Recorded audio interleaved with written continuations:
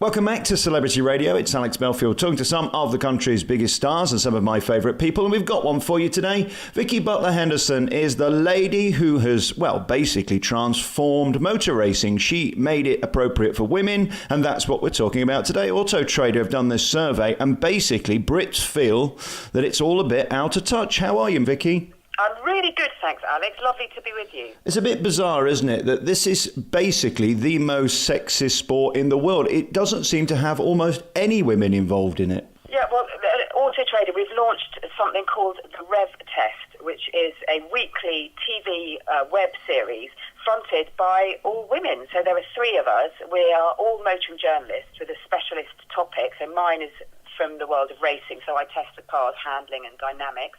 We have Erin Baker, who is the sort of practical side of things. She comes with her mother's head on it. And then we have Rachel Hogg, who is a millennial and looks at the tech.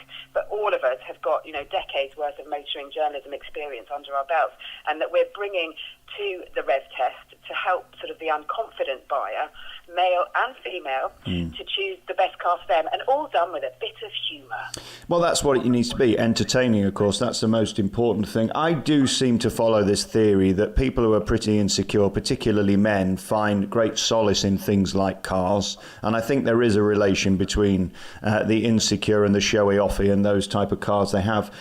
Would you say women don't necessarily have that? They see it as a more functional thing, or is that theory outdated and old-fashioned? Women love a sports car just as much as men do, but women are clever and they will realise that they've got practical things to do in their life, and so they will think more about the practical side of things than men would. But that's not to say that women aren't as passionate about driving or the look of a car or the sound of a car as men are. Yeah, I am to cars what the Queen Mother was to double glazing, to be honest. I drive a Ford Fiesta, albeit brand new, and as long as it gets me there, I don't really care. But I did go through a phase where I considered one of those convertible things, but the trouble is, being a touring entertainer, you're going to struggle to get your organ and PA system in the back. You know what I mean? Yes, I do. So that didn't last very long. No, I can imagine. Let me talk about your life and career. When did you get interested in this stuff? When did you feel this could be your life? Because you've turned it into that, haven't you? I know. I've been so lucky that a childhood hobby, I raced karts since I was 12 years old, my weekend hobby has turned into a career. I just feel so lucky. But my father was in the British karting team when he was a teenager, and he then became a farmer. So I've been driving tractors and all sorts of things since I was, little.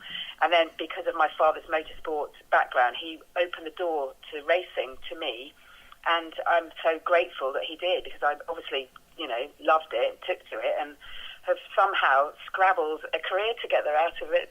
Well, you've done pretty well. I wonder whether you've faced any of that sort of snobbery from the fellas who say, oh, well, she's a girl, she can't be as good as we are. Have you encountered anything like that? Only ever once in my life, and it was when I was about 18 years old. I went on a car launch, and a very much older male motoring journalist turned to me and said, what are you here for? Is it to find out where you put your handbag in the car? Fortunately for me, the car launch was at a racing circuit. It was quite a sporty car, and so I just got in the car and basically, lapped him and put him in his place in that way. So I let my driving do the talking, and I think that's always stood me in good stead. If you're great at something, whether you're a man or a woman, you will be respected for it. And I think that goes in any field. I have a big problem with box ticking for box ticking's sake, because I think it's insulting to those who are brilliant. We should put brilliant people on. I would never think of commentating on sport. I know nothing about it. Equally, I don't know a lot about cars, so I won't host a programme about cars. Stick to what you know, really, isn't it? Exactly. I'll steer clear of anything to do with kitchens and food. Yes. It's not my forte. You'll never work daytime TV, will you?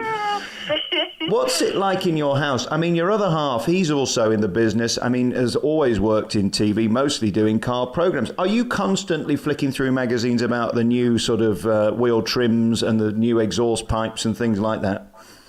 Yes.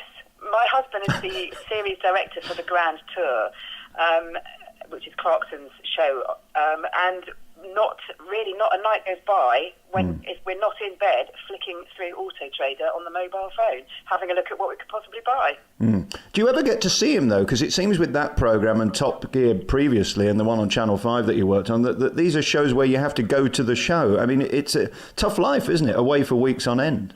Yeah, he is away for lots. So he might go away to, I don't know, America, Canada, somewhere like that for 6 days doing a recce. Yeah. And so he'll be working out what routes that they can possibly look at and, where best to film, etc. And then he'll come back, do some office work, and then he'll go out with Clarkson, Hammond and May and film what he's recce'd.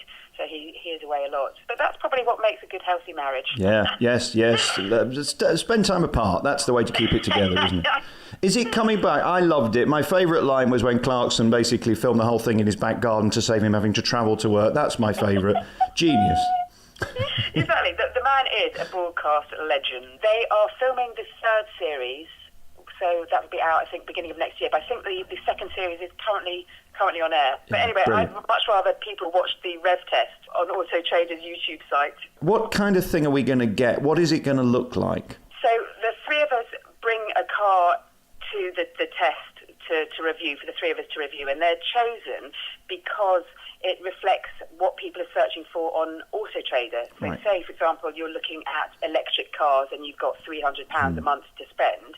Therefore, we then collect those 3 electric cars and test them. And we look at them independently, and also when it comes to driving, I'm in the driving seat, Erin's in the back seat, and Rachel's in the passenger seat, and we talk about our respective areas, and we just have a bit of a giggle. Is it going to be studio-based or car-based? How are you going to do it? All out and about. Oh, fantastic. Yeah. And they're about 5-6 minutes long, so they're perfect sort of buzz to watch on the way to work or home or in your lunch time. Brilliant. How do we find it? So go to Autotrader's YouTube site, and we're called The REV Test. Is it still exciting being you? I mean, when you get in a car and you sit behind the wheel, is it a bit like sitting behind a mic for me on radio, that it's still thrilling? Does it ever get old? It never gets old. Honestly, you could put me in the most awful rental car and I will have a giggle out of it somehow. I love driving. It's something I just feel so at home, and I honestly love it. I could be in a Ferrari or an old banger. I'll have some enjoyment out of it somewhere. Yeah, it's old banger. It sounds like my private life, to be honest. In our remaining minute, just answer me some very, very quick questions. If I've got very little money and don't care about cars, what car would you buy right now? Dacia Duster. I've never even heard of it. It's in one of our tests. It's a subsidiary of Renault, right. A company called Dacia, and we have done some tests on some budget cars, so that's one of our REV tests, and the Dacia Duster is a cracking little bit of kit. And if money's no option, what would I buy? Something with Lamborghini written all over it. Oh, really? Okay, I don't think I'll be doing that today, but thanks for your advice. Vicki, really lovely to talk to you. You are so natural on camera and TV and radio too. You're a great talent, and I wish you all the success in the future. Go to Autotrader on YouTube and watch the new series. Thank you for your time. Thank you so much. Have a lovely day.